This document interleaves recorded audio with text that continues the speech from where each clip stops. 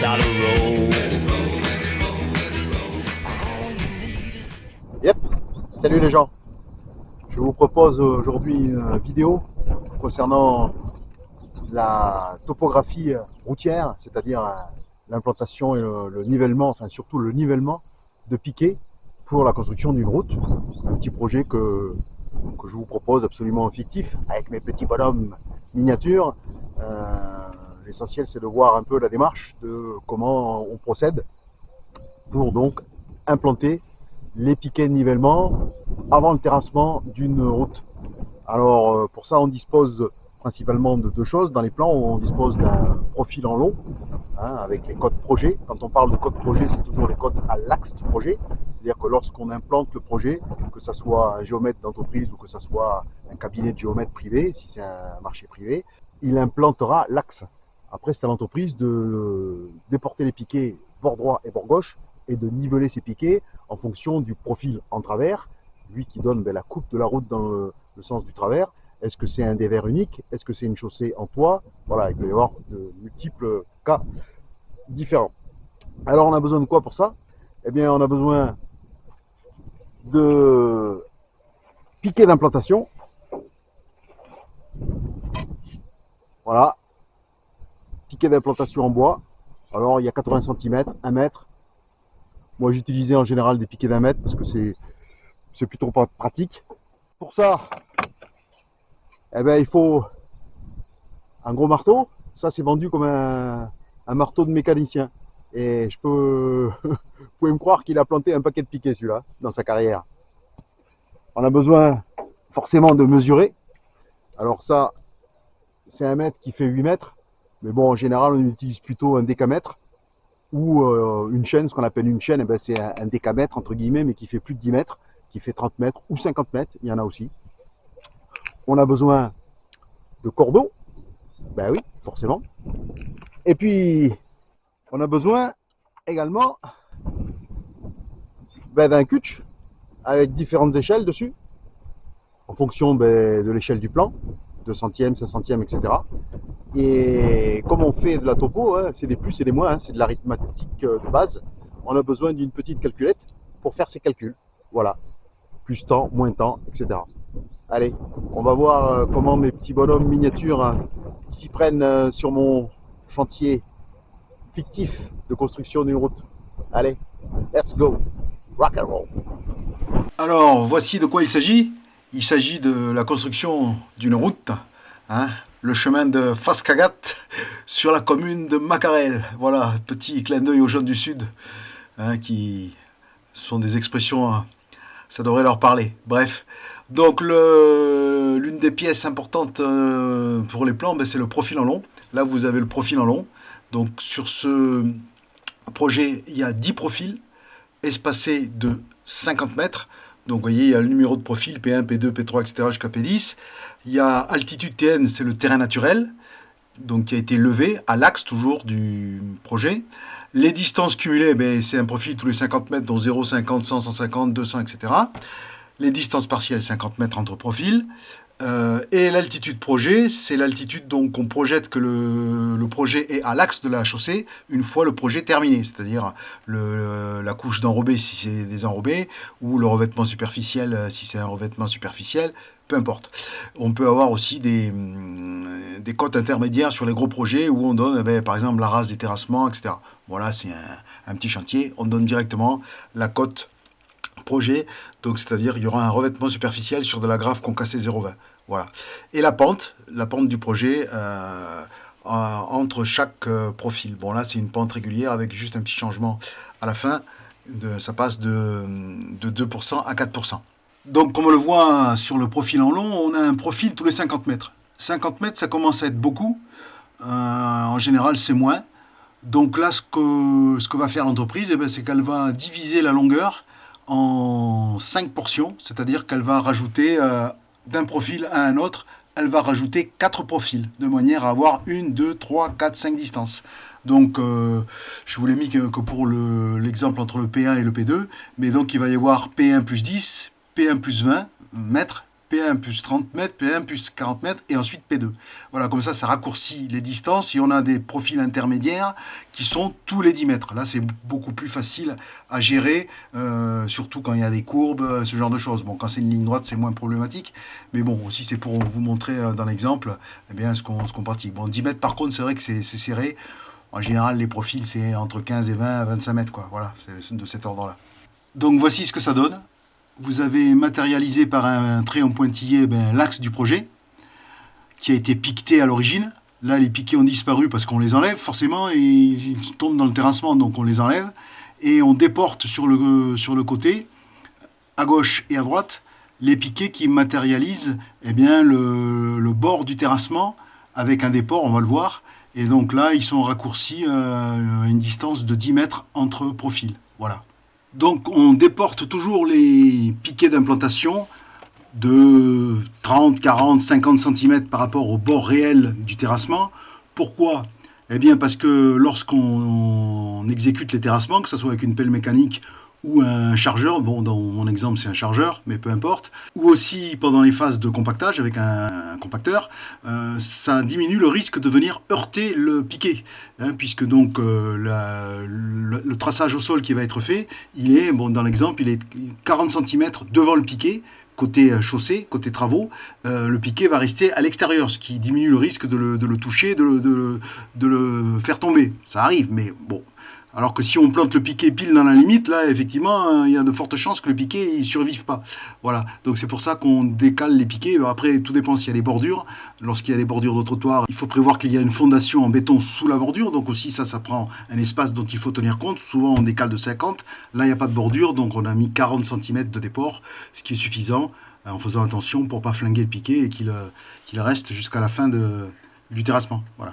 Alors, comme vous le voyez, il y a une petite zone en rouge entre le P5 et le P8. C'est une zone de déblai, c'est-à-dire que là, la cote projet finie est en dessous de la cote du terrain naturel, donc il y a des terrassements en déblai.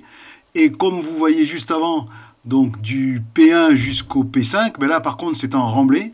Donc les matériaux qui vont être extraits entre le P5 et le P8 vont être mis en remblai entre le P1 et le P5. Ce qui veut dire qu'en réalité, dans la phase des travaux, on va terrasser d'abord ce qui se passe du P5 au P8 pour le mettre en remblai entre le P1 et le P5. Voilà, c'était juste une petite précision.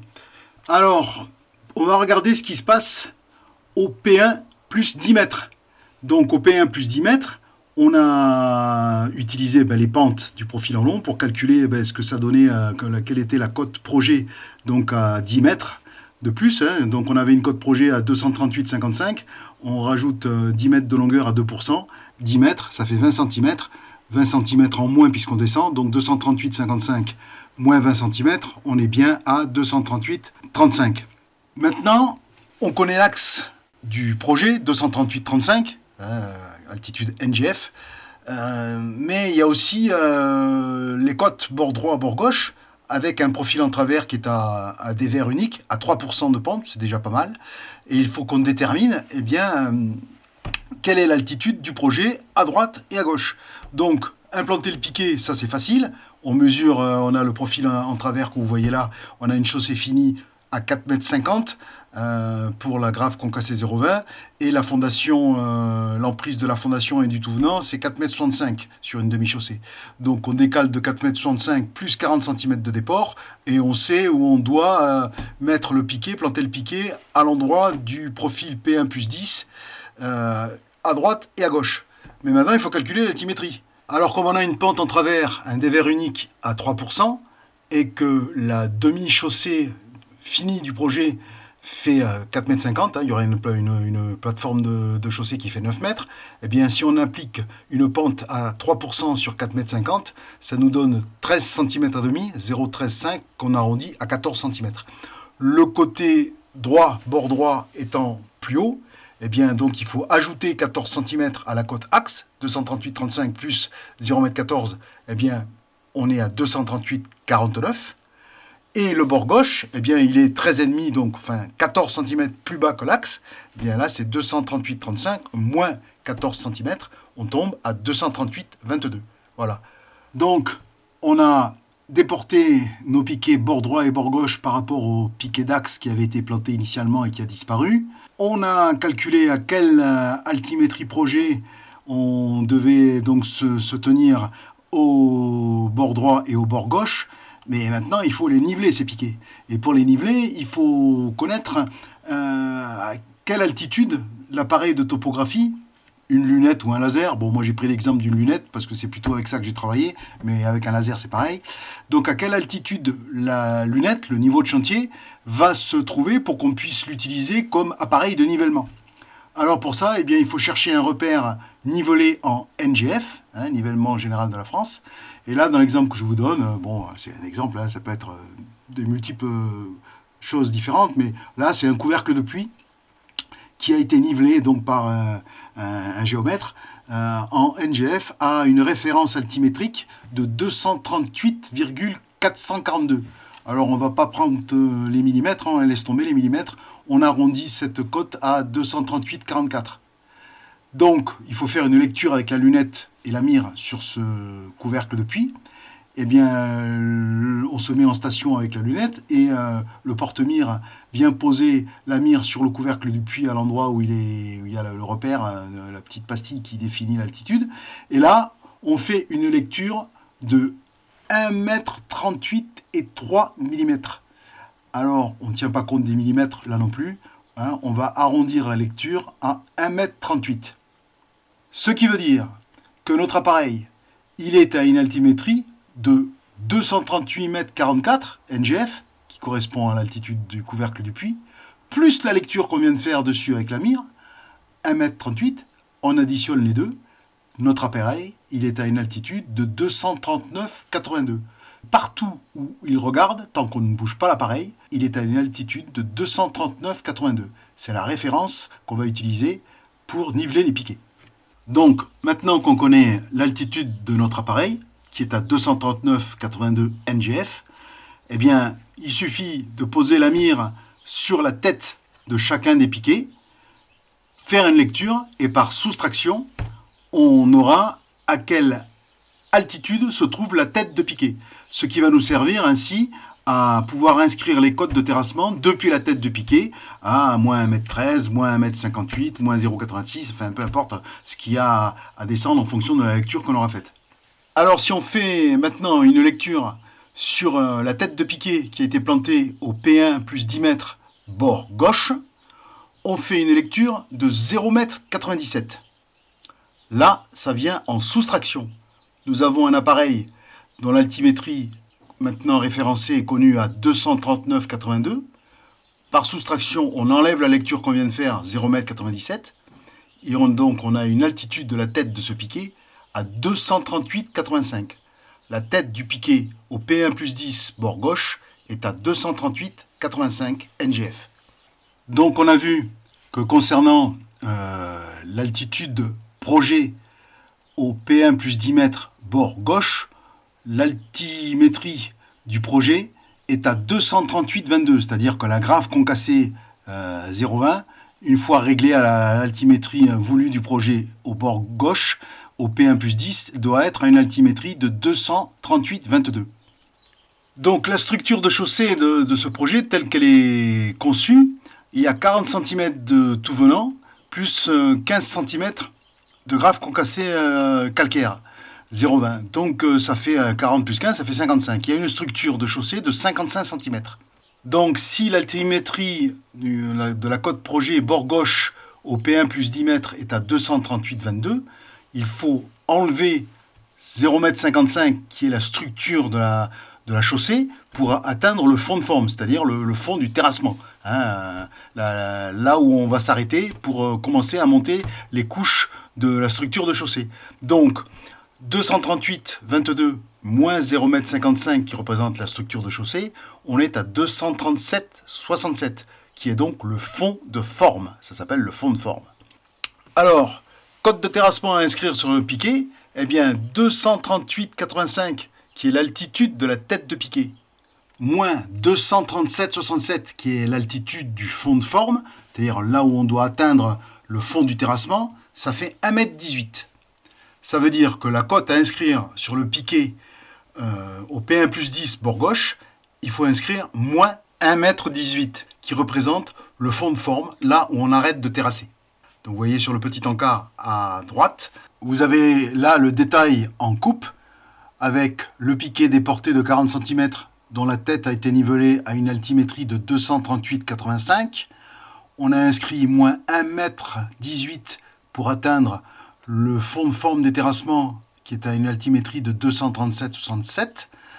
La cote projet bord gauche à ce profil P1 plus 10 est à 238,22. Bon, là, vous remarquerez que ça coïncide, c'est le hasard, hein, pile avec l'altitude du TN. Bon, après, la cote projet peut être plus bas que le TN, donc encaissée dans le sol, ou elle peut être avec un talus, ou elle peut être plus haute que le TN. Bon, là, il se trouve que ça coïncide. Et donc, on a une hauteur de structure de 55 cm, structure de chaussée, 40 de tout venant plus 15 de 0,20. Et par rapport à la cote de tête de piquet et à la cote projet, on a un piquet qui est, donc puisque ça correspond avec le TN, qui a une hauteur hors sol de 0,63 m. Voilà un détail de ce qu'on peut avoir. Et souvent, c'est intéressant de niveler le TN. Ça peut servir de référence. D'ailleurs, on va le voir juste après. Alors, petite diapo récapitulative, hein, P1 plus 10 bord gauche. Et vous voyez, pendant les terrassements, bon là, les terrassements sont terminés. On voit qu'on a inscrit une cote terrassement fond de forme de moins 1,18 m de la tête de piquet. On a une structure à cet endroit-là de chaussée de 55, elle correspond à la hauteur qu'on a décaissée, hein, c'est le hasard, ça pourrait être plus, ça pourrait être moins. Voilà. Là, vous le voyez, comment c'est inscrit sur les piquets, hein, avec le déport. Voilà. Donc, en général, on inscrit côté extérieur au terrassement, côté extérieur à la voirie, on écrit le numéro de piquet. Là, on a écrit P1 plus 10, c'est profil numéro 1 plus 10 mètres. Il est déporté de 40. On voit en pointillé le bord des terrassements, là où on va terrasser. Et côté intérieur au terrassement, sur l'image de droite, vous voyez les terrassements sont faits. Là, vous avez code projet moins 63, la tête moins 63 cm de la tête du piquet, c'est la chaussée finie, la code projet. Et F2F, fond de forme, moins 1,18 m, c'est le fond de forme des terrassements. Alors évidemment, lorsqu'on est en station quelque part sur le chantier, ça nous permet de balayer un certain nombre de piquets, mais pas tous, bien évidemment. Donc il va falloir à un moment donné bouger l'appareil.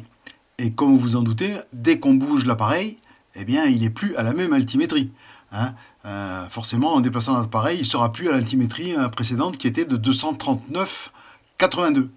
Donc pour ce faire, une fois qu'on a déplacé l'appareil pour aller niveler d'autres piquets plus loin dans le cheminement qu'on est en train de faire, eh bien il faut chercher un repère altimétrique sur lequel on puisse reprendre un nivellement de notre appareil, savoir à quelle altitude est notre appareil.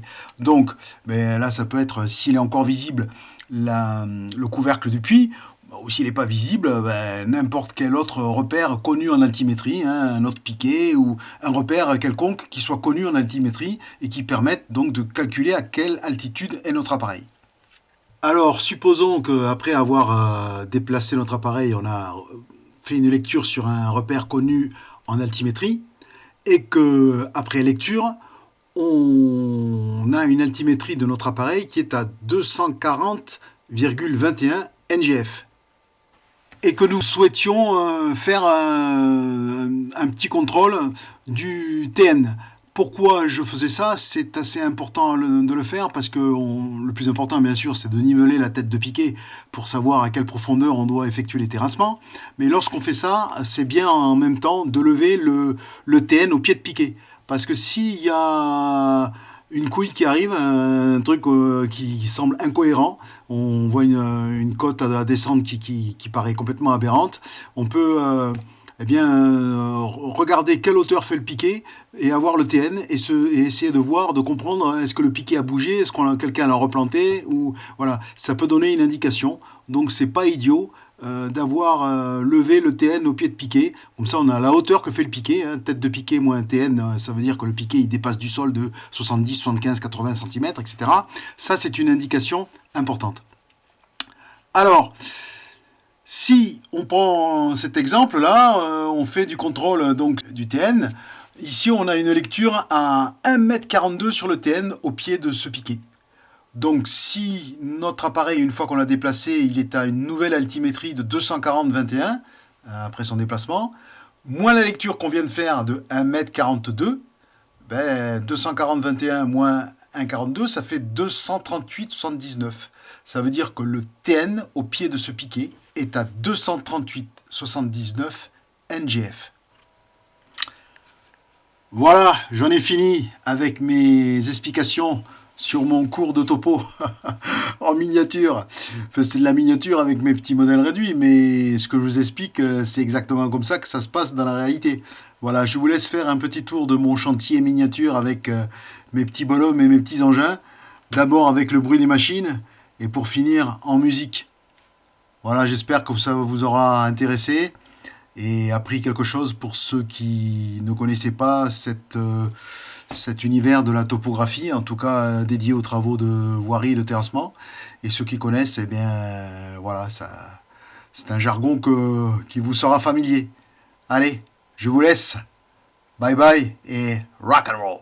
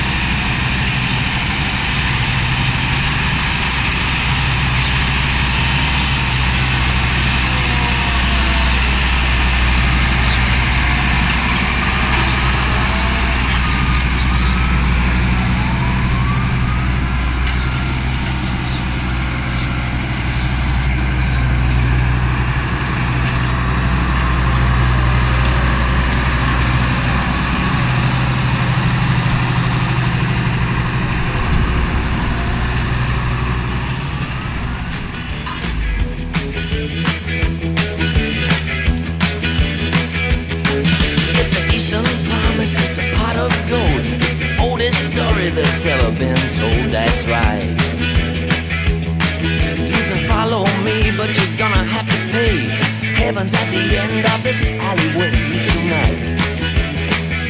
My Hong Kong money, let that dollar roll. All you need is the cash, the rest ain't nothing but trash. My Hong Kong money soothes my soul. I tried hard to shake it, but I guess I couldn't make it. Lord only knows it's hard on the opium run. I didn't really want to hang around too long, just wasn't my dish of egg foo young, no fun.